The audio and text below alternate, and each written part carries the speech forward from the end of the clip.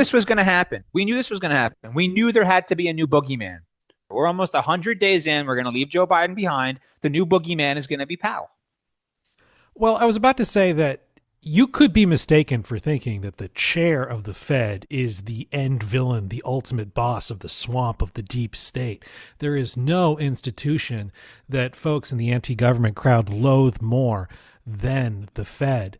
But for Trump to treat this guy like the Antichrist is a little bit ridiculous. He originally nominated Powell. But before we get into Powell specifically, I just want to ask you, how much power does the chair of the Fed really have here? I mean, there's some that believe the chairman of the Federal Reserve is the most powerful person in the world because they have incredible trust and belief of the market. The Fed effectively sets what's called the risk-free rate.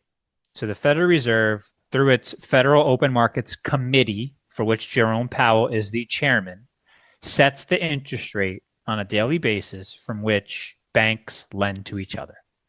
This rate informs the interest rates globally, worldwide. That is one of the benefits of having the global reserve currency that we do.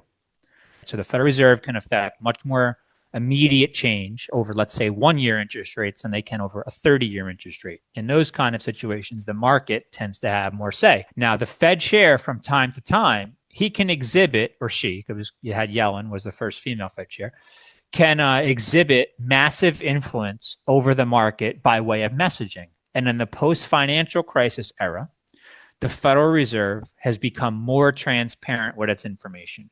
They are going to be telling you in advance that they're cutting rates. They issue these dot plots that say anonymously, here's how the